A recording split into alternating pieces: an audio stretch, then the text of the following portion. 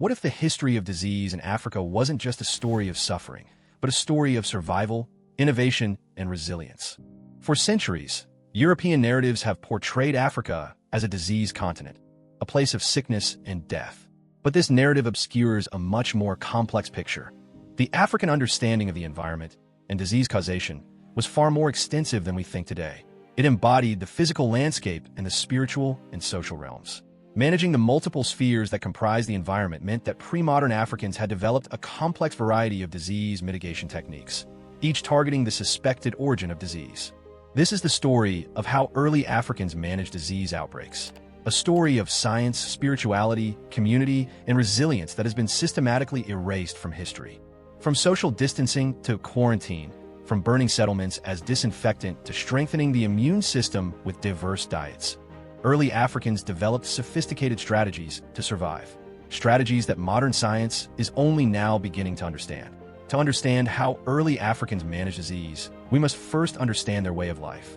Throughout most of the evolutionary journey of Homo sapiens on the African continent, humans existed in small bands of hunter-gatherers with generally fewer than 100 members. As individuals were constantly on the move, seldom pausing in one place long enough to foul their water supplies or let their garbage and excrement pile up, they were spared a host of waterborne parasites and insect disease vectors. Because hunter-gatherers did not have domesticated animals, they were also spared the incredible number of ailments that animals pass along to human masters. Moreover, their numbers were too small to support directly transmitted microparasitic diseases such as smallpox and measles. Evidence suggests that hunter-gatherers were essentially free from the predominant non-communicable diseases of today, such as cancer, heart-related diseases, and diabetes. This does not mean that they enjoyed perfect health. They were tormented by a variety of arthritic conditions and suffered from accidents connected with hunting and warfare. But as populations grew and settled, new challenges emerged. The transition to agriculture, the domestication of animals, and the rise of cities created new opportunities for disease to spread. Early Africans adapted to these new realities with remarkable ingenuity. Archaeologists have long studied diseases in past populations. To do so, they consider a wide array of evidence: settlement layout, burials, funerary remains, and human skeletons. Archaeological work at the early urban settlement of K2, part of the Mapungubwe World Heritage Site in South Africa, has thrown significant light on ancient pandemics.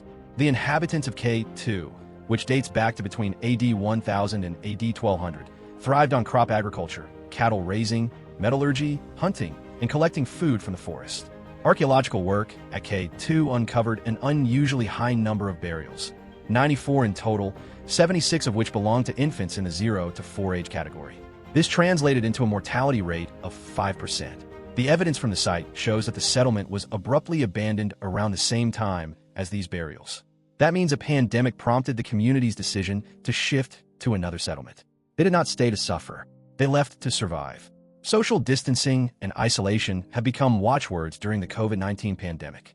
From archaeology, we know that the same practices formed a critical part of managing pandemics in historical African societies. In what is Zimbabwe today, the Shona people in the 17th and 18th centuries isolated those suffering from infectious diseases, such as leprosy, in temporary residential structures. This meant that very few people could come into contact with the sick. In some cases, corpses were burnt to avoid spreading the contagion. It was also a taboo to touch or interfere with remains of the dead, lest diseases be transmitted in this way. In the late 1960s, some members of an archaeological dig excavating 13th century house floors in Phalaborwa, South Africa, refused to keep working after encountering burials they believed were sacred. They also worried that the burials were related to a disease outbreak. Analysis of archaeological evidence reveals that ancient African communities adopted various strategies to manage pandemics. These include burning settlements as a disinfectant before either reoccupying them or shifting homesteads to new locations. African indigenous knowledge systems make it clear that burning settlements or forests was an established way of managing diseases. The layout of settlements was also important. In areas such as Zimbabwe and parts of Mozambique, settlements were dispersed to house 1 or 2 families in a space. This allowed people to stay at a distance from each other, but not too far apart to engage in daily care, support, and cooperation. While social coherence was the glue that held society together, social distancing was inbuilt in a supportive way. Communities knew that outbreaks were unpredictable but possible, so they built their settlements in a dispersed fashion to plan ahead. These behaviors were also augmented by diversified diets that included fruits, roots, and other things that provided nutrients and strengthened the immune system. In Ghana, archaeological work at early urban settlements such as Accra Croa, AD 950, 1300, and Asika Odabenbrakwa identify the impact of pandemics. These settlements, like others in the Byram Valley of southern Ghana, were bounded by intricate systems of trenches and banks of earth. Evidence shows that after a couple of centuries of continuous and stable occupation, settlements were abruptly abandoned. The period of abandonment appears to coincide with the devastation of the Black Death in Europe. Post-pandemic, houses were not rebuilt, nor did any rubbish accumulate from daily activities. Instead, the disrupted communities went to live elsewhere. Because there are no signs of long-term effects, in the form of long periods of hardship, deaths, or drastic socioeconomic or political changes, archaeologists believe that these communities were able to manage and adapt to the pandemic. They were resilient. In many African settings, the diseased body was understood in its relationship to the society and environment in which people were living. Disruptions in the social body could cause individual illness, while the restoration of the social body was seen as essential to the healing of individuals. Many societies divided illnesses into two groups: natural diseases, or diseases of God, which had a natural cause and were treated with herbs and other natural substances, and diseases of man, which were caused by other human beings through sorcery or by offended ancestral spirits. Typically, the former were addressed by so-called herbalists, and the latter by so-called diviners, who were also responsible for diagnosing the causes of disease and misfortune. In practice, however, many healers combined these functions. Diseases could have multiple or shifting causes that were addressed by different therapeutic practices. African healers were also polyvalent in another way. Many of them used medicines and witchcraft not only to heal individuals and societies, but also to harm enemies and competitors. Healing power and political power were often closely connected and even mutually constitutive. Political leaders were responsible for the health and prosperity of their people, and hence depended on healers and their own ability to protect society and environment against misfortunes such as diseases, wars, and droughts. Access to the most powerful and successful medicines symbolized political power and legitimized rule. Conversely, the political legitimacy of rulers suffered when they proved unable to secure population health and well-being. Consequently, epidemics and famines often generated widespread turmoil and political crisis. African therapeutic practices were open to change over time. They incorporated new and abandoned or reordered ancient elements as societies expanded, interacted, or were confronted with new political, economic, religious, or environmental challenges.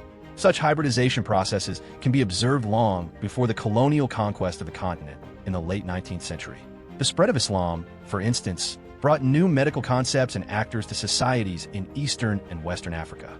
Islamized Mande healers, for instance, introduced talismans covered with religious symbols or containing Quranic verses as charms with important healing power to coastal societies in the Senegambia and Guinea-Bissau region from the 13th century onwards. One of the most fascinating examples of African disease management involves smallpox. Smallpox is considered by various authorities to have been known to the inhabitants of the Nile Basin and neighboring countries for around a millennium and a half. The disease has been a constant threat to the Sudan. Recurrent epidemics have varied in their distribution and severity, but their repercussions on the population and the economy would perhaps only be overshadowed by the devastating effects of cholera, drought, and famine. Of all the serious diseases which haunted the land, smallpox was unique in lending itself to traditional control efforts, and was perhaps the first to be subdued by modern medical techniques. More than one method of traditional variolation were practiced by the people of the Sudan, among other native cures for the disease, long before the Turks introduced modern-style Jennerian vaccination into the country after 1820. In Yoruba tradition, the disease smallpox was associated with the deity Sapona. These sticks were likely used in a shrine controlled by priests associated with the worship of Sapona, the Yoruba god of smallpox.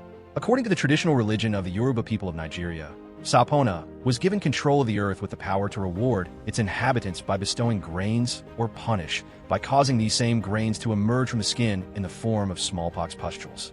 Before the early 1900s, it was believed that the priests themselves could cause smallpox outbreaks through their close relationship with Sapona. Suspecting these individuals of deliberately spreading the disease, British colonial rulers banned the worship of Sapona in 1907.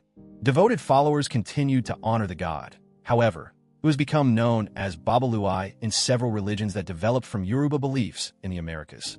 The people of Abeokuta, Nigeria, encountered smallpox disease in the 19th century and early 20th century. The ways they responded look beyond the notion of conflict between Yoruba healing ways and European medicine to uncover multiple adoptions and adaptations of medical ideas during this time. In the 19th century, missionary and colonial medical knowledge were not always exact or superior to Yoruba ways. The Christian mission's primary objective was to eliminate traditional religion and concomitantly local healing practices which were assumed to be inherently permeated by Yoruba deities and demons. A more critical engagement of the sources shows a circulation of many medical ideas were either appropriated or discounted as people, irrespective of race and persuasion, pursued the best solutions to their medical needs. Smallpox was declared eradicated from Western Nigeria in 1980 following extensive cultural and health education programs. Another major disease challenge in African history was sleeping sickness, also known as human African trypanosomiasis. Those living within the line of 40-inch rainfall would have been infected from time to time by the trypanosome, which is presumably a very ancient parasite of wild animals. When it is transmitted to humans and large animals by the tsetse fly, it causes often deadly sleeping sickness. The disease existed before the arrival of Europeans, but penetrating the continent and breaking into the environment were responsible for its dissemination. 1 century ago, how it was felt to curb the development of colonial territories. As soon as the cause of the disease was clearly identified at the beginning of the 20th century, and fearing an unpopulated continent and a shortage of human labor to exploit natural resources, colonial authorities decided to establish extensive control operations with high levels of political commitment and strong involvement from eminent scientists such as Pasteur, Ehrlich, and Koch. Large and intensive campaigns of systematic screening, treatment, and patient follow-up were established in West and Central Africa for the Gambians form of the disease, whereas animal reservoir and vector control was mainly implemented in East and South Africa for the Rhodesians form.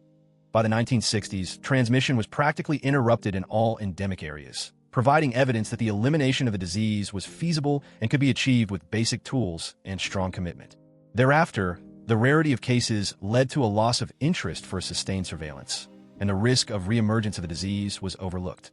Thus, in the 1980s, the disease reemerged. By the 1990s, flare-ups were observed throughout the past endemic areas, leading to a worrisome increase in the number of reported cases. In 1997, the 50th World Health Assembly expressed its concerns about the major recrudescence of cases by adopting a resolution to raise awareness in national and international interest. The card agglutination trypanosomiasis test for serological screening was developed during the 1970s, but its large-scale production encountered many problems that hindered its availability. The production of anti-trypanosomal drugs was seriously threatened because of the lower economical return for manufacturers. During the 1990s, security constraints due to civil wars and social upheavals complicated HAT control by preventing access to a large number of HAT endemic areas, leading to difficulties in reaching a large number of affected populations and consequently to a considerable lack of epidemiological information.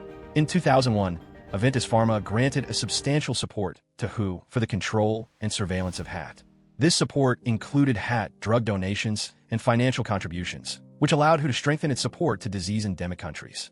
The establishment of this private-public collaboration marked the beginning of a new era in HAT control by expanding capacities for WHO control strategies.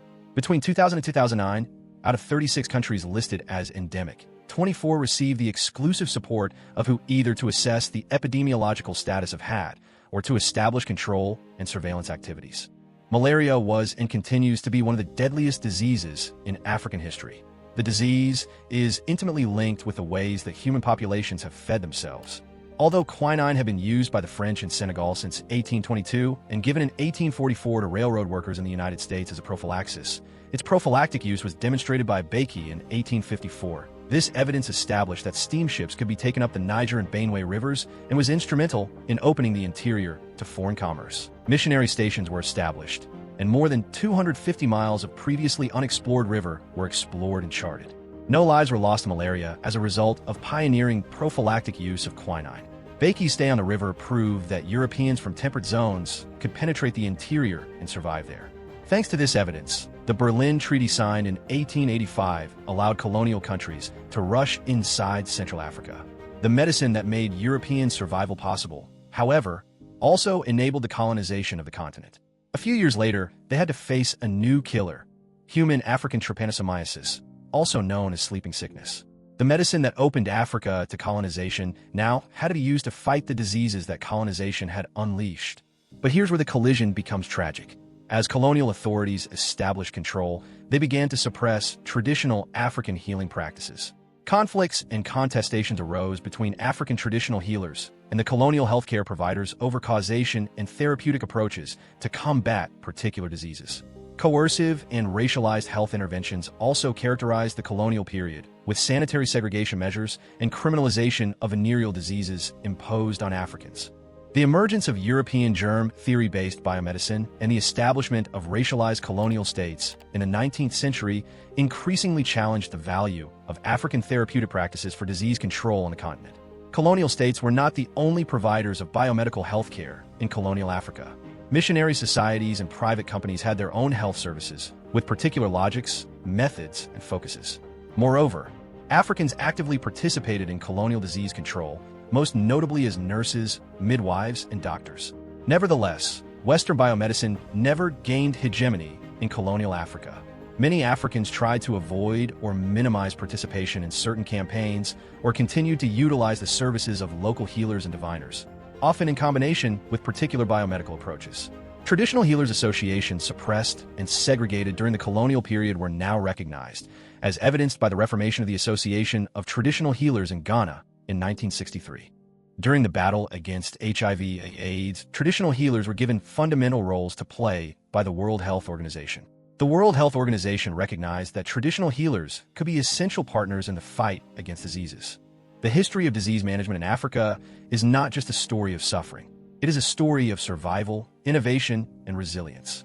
From the dispersed settlements of Zimbabwe to the traditional variolation of the Sudan, from the quarantines of the Shona to the burning of settlements in Ghana, early Africans developed sophisticated strategies to manage pandemics. These strategies were not primitive. They were adapted to the realities of their time and place, and they worked. Communities that practiced social distancing survived. Communities that burned settlements as disinfectant adapted. Communities that diversified their diets strengthened their immune systems. The legacy of African disease management is still with us today.